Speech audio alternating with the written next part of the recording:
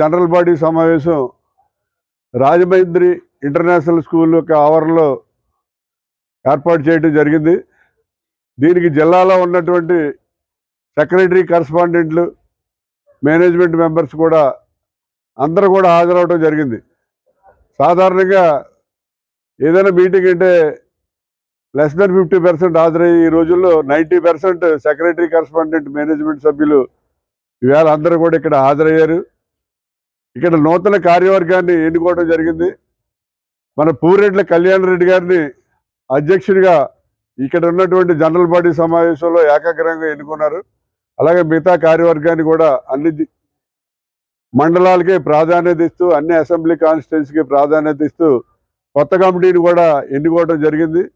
మరి వీళ్ళందరూ కూడా ఈ జిల్లాలో అపుస్మా తరపున మంచి మంచి కార్యక్రమాలు చేసి అపుస్మాకి రాష్ట్ర స్థాయిలో తూర్పుగోదావరి జిల్లా అంటే చాలా బాగా చేస్తున్నారని ఒక మంచి పేరు తీసుకురావడం జరుగుతుంది.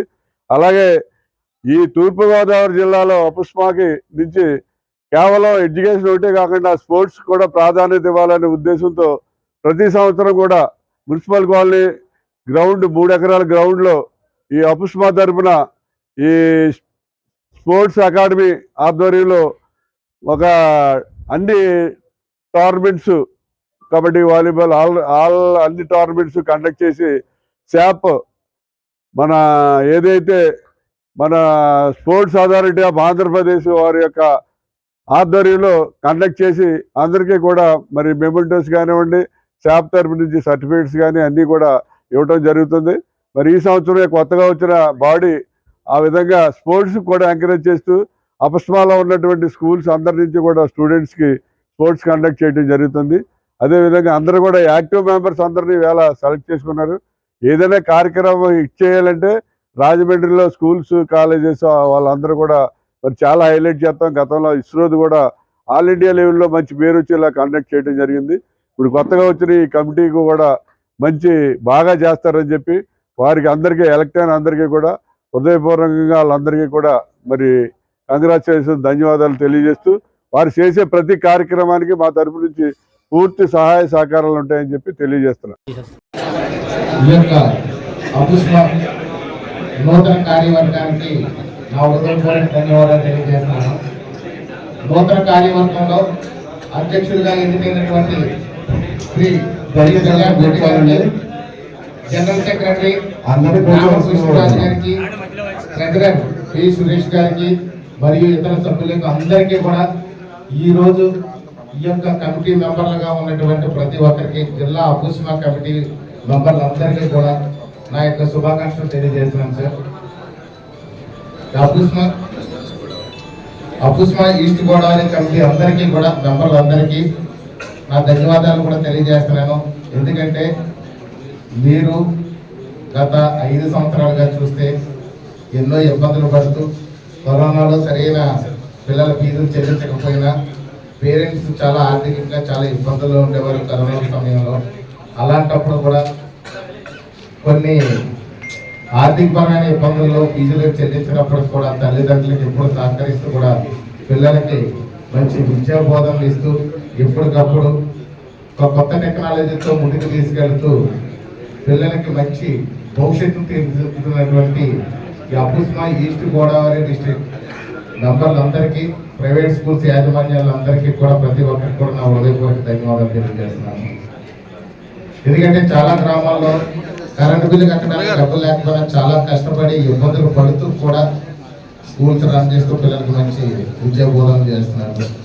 చాలామంది పేరెంట్స్ ఊర్లో డబ్బులు కట్టలేరు సకాలంలో. మాకు చూస్తే దివ్య పబ్లిక్ స్కూల్లో తక్కువ ఫీజులకి ఎక్కువ మంచి మంచి ఆయన విద్యా బోధన ఇస్తుంటారు. ఎప్పటి నుంచో మా యొక్క అన్నదమ్ముల పిల్లలు, అక్కచెల్లెల పిల్లలు కూడా వాళ్ళ దగ్గర చదివారు. చాలా స్కూల్లో ఉన్నారు. మా ఊర్లో దొరబాబు గారు ఉన్నారు. ఆయనకి అసలు ఫీజు ఎవరైనా ఆయన ఫీజు ఇవ్వకపోయినా కానీ బాబా ఫీజు ఇవ్వలేమన్నా పని పంపించిన స్కూల్కి ఎందుకు నేను చదివిస్తానంటాడు. ఆయనకి ఎప్పుడు కూడా ఆర్థికంగా ఇబ్బంది వస్తే పొలం ఏదో అభ్యసించి స్కూల్ పెట్టుబడి పెడతారు, కానీ ఈ రోజు మాత్రం పిల్లలు ఇబ్బంది పెట్టరు. చాలా కష్టపడి చేస్తున్నారు మీ స్కూల్స్కి. అదేవిధంగా ఎప్పుడు మీ స్కూల్స్ విషయంలో, మీ యాజమాన్యాల విషయాల్లో కానీ ఎక్కడైనా ఏదైనా ప్రభుత్వం తరఫున ఈ రాజనగర్ నియోజకవర్గంలో మీకు ఏ సపోర్ట్ కావాల్సిన 24/7 నేను అందుబాటులో ఉంటాను. ఫీజు తీసుకుంటున్నారనేదే కాకుండా మీరు అక్కడ స్టాఫ్ను మెయింటైన్ చేసేదానికి కానీ మెయింటెనెన్స్ కానీ చాలా ఇబ్బందులు పడతారనే విషయం కూడా తెలుసు.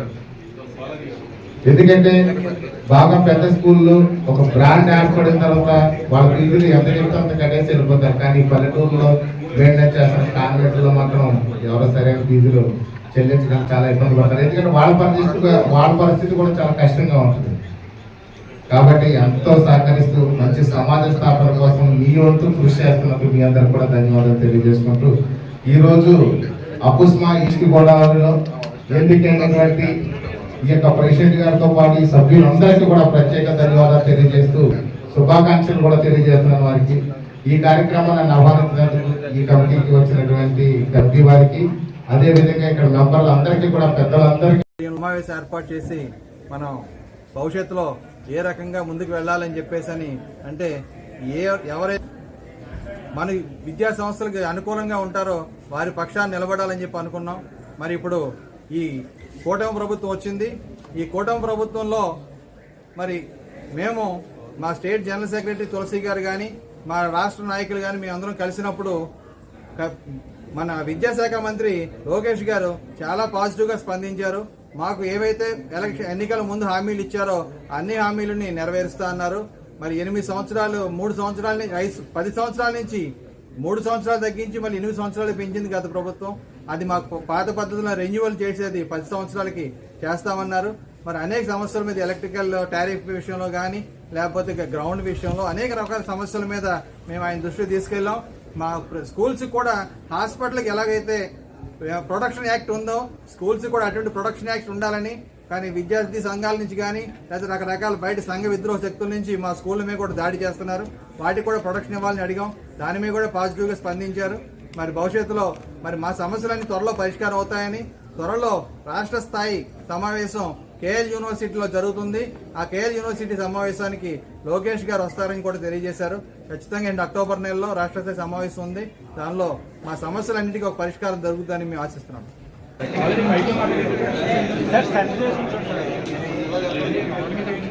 సార్ వెనకరండి సార్ కొంచెం. ఈ 7 రోజులు గొప్ప